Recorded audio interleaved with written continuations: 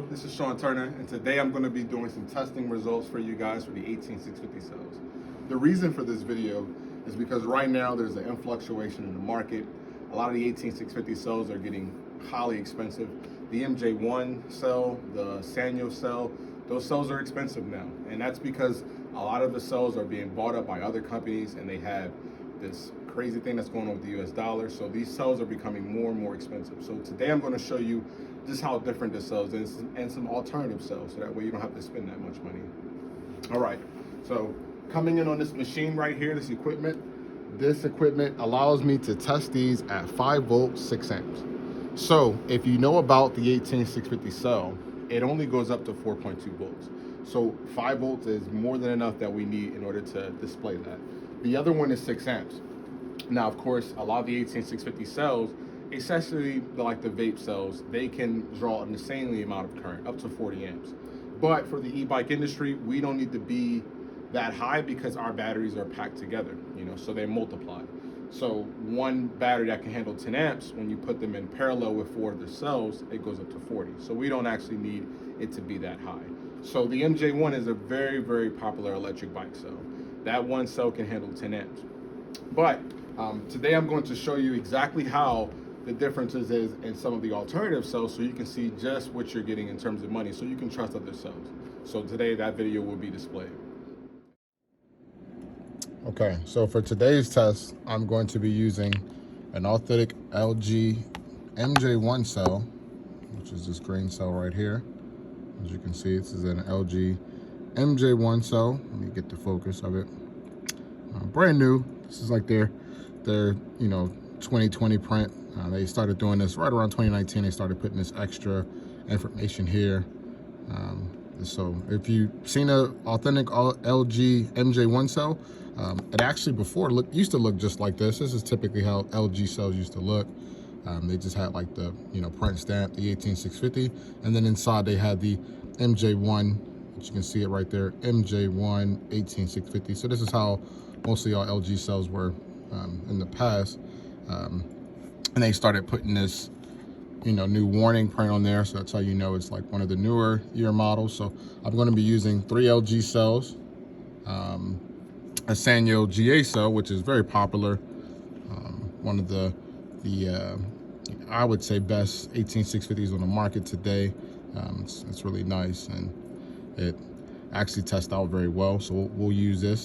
And then we're going to be using our RPE cells. This is like the RPE low capacity cell. It's a decent, about say 500 to 800 cycles or so, so it lasts longer, but it doesn't have the quite capacity as the others. This one is right around 2.8, 2.9 ish. So that's where that stands. It's rated at 3,000 milliamps, but it tests out around 2.8, 2.9. So we'll put that on there, test that out. And then we have our alternative cell. So this cell we're going to be having as like an alternative to the LG MJ1 cell, because the MJ1 cell right now is incredibly expensive. It's very hard to get. The stock quantities are down. There's just not that many cells up until maybe July or August. So of course, RPE being the battery supplier here, we need to find an alternative cell so that way we can give our customers the best price possible and the best quality possible. So this one is a RPE based cell. It has 3.35 or 3.3 milliamp hours. So it's about a little bit under this MJ1 cell. The MJ1 is 3.5 if you know the specs on that. And I'll post the spec sheets as well in the video so we can do some compare and contrast. But I just wanted to get a close-up view of the actual 18650 cells so you can see exactly what we're looking at here. Now, all of these are going to be on this tester. This tester is a tester that we use for all of our cells. You can see, for example, here is 3.1. And then when you go to the machine and you see it's unit number 3 and number 1. So I have like a Sony cell on there right now that I've been testing. I've been doing some work on that. This is actually, let me see if I can zoom in for you guys. I'll take it off. This is a Sony VTC6 cell. So this is very, very popular cell. It's a very, very high quality. Sony does nothing but the best in terms of cells, but they are pricey. This is a Sony VTC5 cell that I was doing some testing on. It's in there, and you can see it. Let me get the focus to zoom in this cell here. Yep, so you can see, oh, sorry, VTC5. So I was doing some testing on that. So what I'm going to do is I'm going to put these two on the tester. So let me get a second, let me load these up. These are the two RPE cells. I'll put those right in 3 and 4, and you'll be able to see the voltage change. So let me actually show you that really quick. So that's number 3. So you see how 3 it says 0, 4 it says 0, but 3.2 it says 3.5. That's because there is a cell on 3.2, and we're going to put a cell on 3.3 and 3.4. So here's 3.3. You can see that. Here's 3.4, and you can see that. So now you have 3.3 as 3.5 and 3.4 as 3.5. And personally myself, you know, I like to put everything at 3.6, so that way when they're storing, they're at their nominal voltage rate and there's not much energy that's being disposed. It can rest at that and be safe. So I'm going to put the rest of the cells up because I'm going to be testing all of these today. So I'll put my GA. We're going to put the GA right next to 3.5 right here. All right. And then we're going to put our two RPE cells. And these, we have some more I'm testing as well. But I wanted to, you know, kind of put these here so that way I can show you a close-up view of it. So I'll put that there, and I'll put that here. All right. And then my MJ1s, I have right here at 4.6, 4.7, and 4.8. So what we're gonna do is I'm gonna get a zoom in and let you guys see like how the program works, let you see like the parameters that I'm setting, like the charge rate and everything. So in the next video, I'll be able to show you more information on how the testing is done. All right, so this is the Newware program. We use this here to test the cells. We do cycle tests, we do you know, discharge tests, we do charge tests. This is the machine that we use to test all the 18650s before we put them inside your battery. This is provided by Newware, and we actually sell this as well on our website at rpe-na.com. We also, you know, provide these to schools and different laboratories that you know, need to be able to test 18650s for projects. This is a great tool, and I'll show you kind of how the program software looks and how it works. So please forgive me. This may be adjust this at time or two, but this is the best way I can kind of do this video and be able to show you what's going on while I'm talking to you about it. So please forgive me if this shifts, but I'll be able to adjust it. So let's move in. So you go to one single cell. I'm going to be just using these 2 rows right here. This is where mostly my test cells are. I'll do a time-lapse video after this so you can see like the full view of it, so you can see when it's testing, it's charging. I'll kind of explain you know, what you'll see and what you won't see. But here, we'll start on this one. So single start. It'll come up with the program details. So as you can see, it's in front of us. So what I'm doing here is a constant current to constant voltage charge. What that means is I'm going to push this at a constant current rate of right at about 1.5 amps. So I'm going to constantly push in 1.5 amps to this 18650s. Now they're all different. Some of them are 3.5, some of them are you know, 3 amps, but they're all going to be tested under the same parameters so that we can compare and contrast those, so that way you'll know the difference between the different cells that I have. So the constant current, constant voltage. So it's going to be at a constant current at 1.5 amps, and then I'm going to constant voltage at 4.2. So that's right at the full charge mark. I have a taper current set right here at 50 mils, and that's going to be really good. That's going to make sure that 4.2 is perfect. It's going to make sure that we get that 4.2 mark. Then I'm going to go into rest for about 30 minutes. That'll give a good cool down time for the 18650 cells. And then I'm going to start the next step. The next step is the constant current discharge. So I'm going to bring this down, all the way down to 2.6.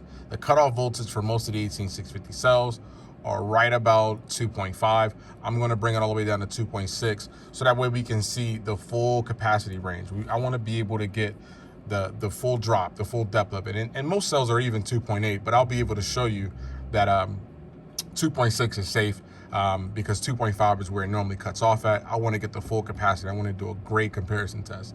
I'm going to hit it with about 3 amps. That may be a little bit high. I'll stick to that for this video. Maybe next video we could do 6 amps. Maybe the video after that we could do 1.5. But for this purpose, I'm going to do 3. I want to see, you know, what type of power it really can handle. And then we're going to rest for another 30 minutes or so. Again, you can see hour, minute, second. So we're going to rest for another 30 minutes. And then the last step is going to be to store the battery. So I don't want the battery sitting at that low voltage of 2.6. I'm going to bring it back up to 3.6, which is the nominal voltage. And I'm going to do it at the same current charge rate. And I'm going to make sure that the voltage is right again, because I'm going to set my taper current here at 50 mils. So here too, we have the voltage lower. As you can see, it's 2.5. I do not want it to go below that. And I'll show you later in the spec sheet why I don't. I never want it to drop below that mark, because if it does, then it becomes dangerous, becomes uncharacteristic, and everything goes out of whack, and the 18650 will no longer do what it's supposed to do. And then I'm gonna cut it off at 4.25. So 4.25 is where I'm gonna shut this puppy off. I'm not gonna let it get above that mark. You do see here in the charge voltage, I have it set at 4.2. So it's gonna cut off there, but this is like the safety limit. As you can see, it's not gonna go above that. I'm not gonna set any current limits or lower and upper. I have the current parameters in there. I don't need to touch that.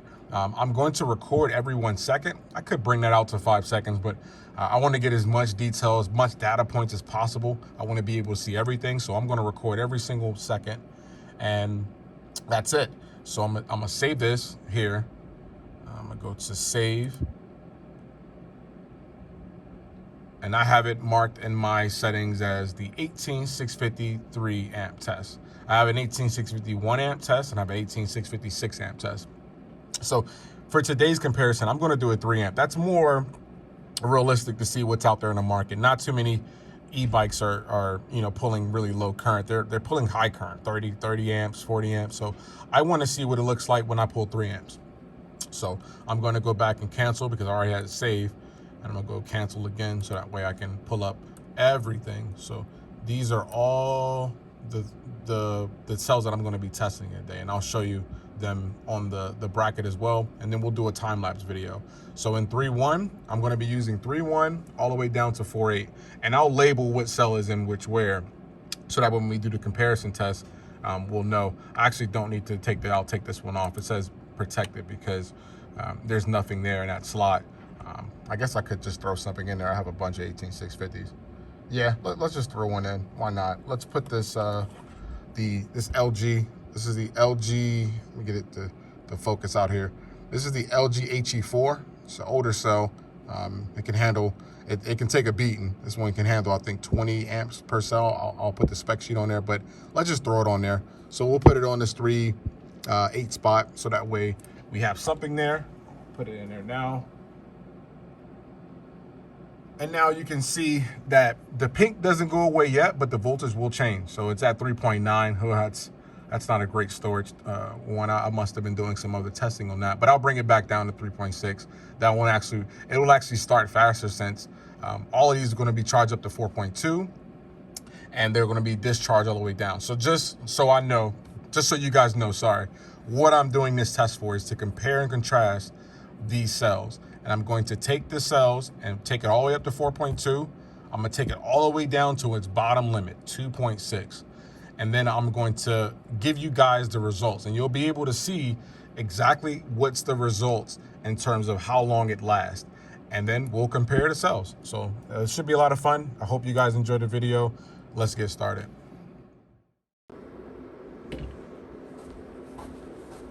All right, guys. So like I said, I'm gonna do a time-lapse video of this. I just wanted to show you where everything is in place, because it's gonna be important down the line. So we have everything here in 3, we have everything here in 4. As I showed you, as well, we have highlighted everything in 3 and everything in 4. So all of these cells will be compared together, and all of these cells will be compared together. When I start this, it's going to look similar to this. You'll see a green light come on. I'll do 1. We'll start 1. You'll see this green light come on, meaning it's charging. You'll see a blue light here, meaning it's charging. I'm going to skip a step so you can see the next procedure here. So I'm going to jump to discharge. As you can see, it's yellow. I'm going to jump to that next step. So now this changes orange, meaning it's discharging. And now that is red, meaning it's discharging. When it's in this rest mode, I'll show you that as well. I'm going to jump to that. When it's in rest, it's green, and you can see that it's orange, like caution. So it's like red light, green light, orange light. Green is going to be charging, red is going to be discharging, and the orange will be resting. So I'm going to do a time-lapse video to show you the full process of it, and then after it's done, we're going to compare the results.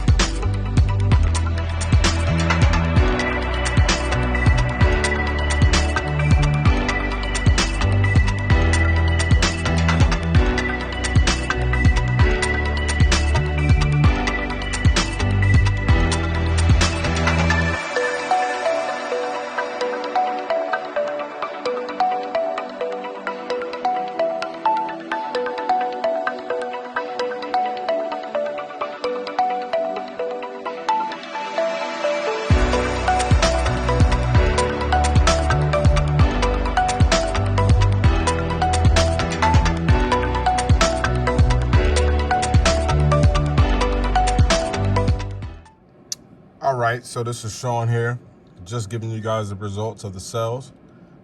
What we're going to do is pay attention to this last column. It says N capacity, MAH.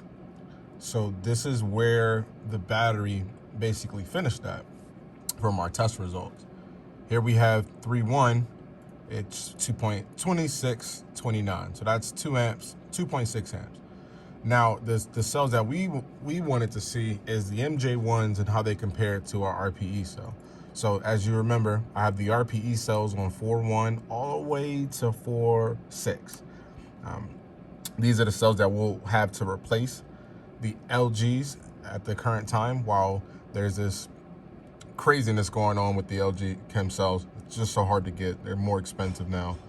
So 3.16, solid 3.15. 3.146, so it's right around 3.15, I would say, average. So that's not bad, considering that actually this 4.6 one is an MJ1. I'll have to check on that. Let me see. Yeah, no, that's an MJ1. So one of the MJ1s finished exactly what the RPE cell finished at, and here's the other two. Typically when I test out the MJ1s, I get about 3.3 or 3.2. So on average, it's about 3.2, and we're getting about 3.1. So that's not that much difference. I'll go back and verify where these are. So we're just looking at 4.1 to 4.8. And here, as you can see, this is 4.1 to 4.8. The very last 3 are MJ1s. The first 5 are the RPE cell. So going back to the screen here, you can see that on the MJ1s, they finished right around, let me see, you probably can't see it. Let me try to zoom in here for you guys a little bit. All right. So 3.3, 3.2 is what we're getting for the MG1s. Even at 3.1, which is, I can probably test some more to see how if that's an outlier or not, but solid 3.1 for the RPE cells, a solid 3.2 average for the MJ1 cells. So just want to let you guys know, like, what's the difference in the cells. And they're very similar, they're very close. And they were all done under the same test parameters. They were all used in the same kind of environment. So this is a good alternative cell. Now, of course, it's not exactly the same capacity, but we're talking about 500 milliamps difference. Not a big deal. And I'll actually give you a breakdown to show you exactly when that starts to dip. So let's see if we can zoom in onto the cell. So I'll go to 4. Let's just choose the 4.6 one. Well, let's do this one, 4.5. I like that number.